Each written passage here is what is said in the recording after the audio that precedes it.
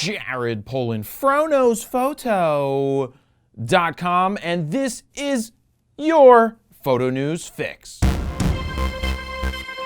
Yes, if you think the set looks different today, it is because we're in a hotel room in Las Vegas. This fix is brought to you by the Froknows Photo educational guides that you can get a preview of all 4 of my guides at froknowsphoto.com/guides. So far, it's been a busy week of announcements around the photo industry, starting with a few new items from Canon. Canon has released the 470EX AI flash, which literally has a brain. No, really, it has a brain. It's designed to take all of the work out of bounce flash for people who may be afraid of their flashes. It works by firing off a pre-flash, one to measure the distance to the subject, and one to figure out the distance to the ceiling. Next, tiny mice inside the flash head crunch some numbers to calculate the optimal bounce angle of your photo. Now, I wonder if they have a Gary Fong model in the works.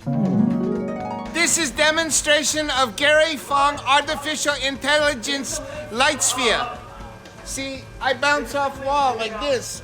Work automatic. It's actually pretty cool to see this flash do its thing, and even when you rotate from horizontal to vertical, the flash head follows not too far behind to re-find the exact perfect angle. Now, if this flash is for you, it will set you back $400. Continuing with Canon news, they announced what I think might be the best option for anyone looking for a small, light camera for vlogging. The Canon EOS M50 is the first mirrorless from Canon that offers 4K shooting. Kinda, sorta, because the 4K is not only cropped an additional 1.7x on top of the 1.6 of the cropped APS-C sensor, but it loses dual pixel AF functionality, rendering it pretty much useless in my book for vlogging. Nonetheless, I've done a full preview video for this camera, which is linked below, that runs through all of the main specs. At the end of the day, this camera has what I want in a vlogging body. It's small, has a flippy out rotatable screen, larger than 1-inch sensor,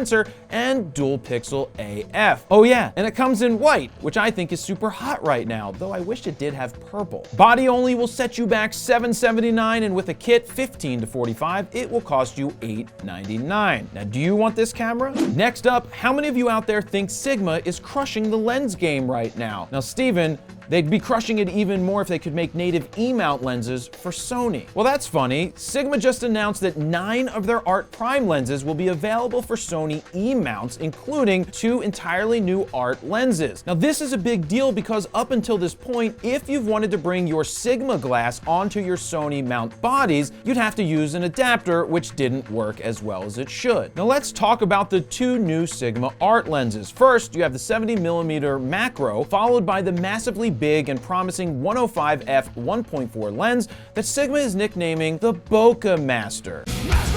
The 7 other lenses are as follows: 14 1.8, 20 1.4, 24 1.4, 35 1.4, 50 1.4, 85 1.4, and 135 1.8. I guess you can no longer say that Sony doesn't have enough pro-level glass. Now, this is a big deal, and I suspect that Tamron will follow close behind with an announcement of their own that says something similar.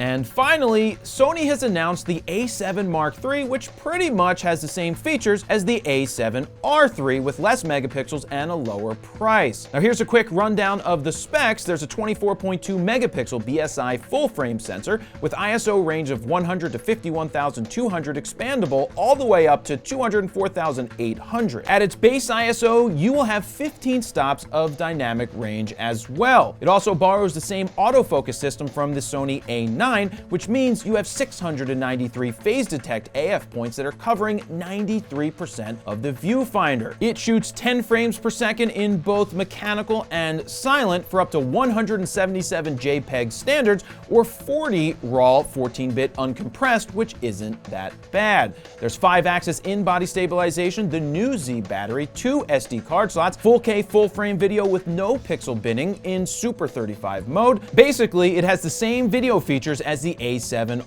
III. Now, all of this comes at a very reasonable and competitive price of $2,000. There is no more denying that Sony is here to not only compete, but to win this game. Oh yeah, we're actually using the A7 III right now to film this photo news fix in Super 35 mode. And also, we're using this super small teleprompter that's really hard to read. But that's it. That's your photo news fix this time around. To check out the last photo news fix, go ahead and click on the screen right here. And don't forget to like, comment, share, subscribe, and all that good stuff. And I'll see you in the next video.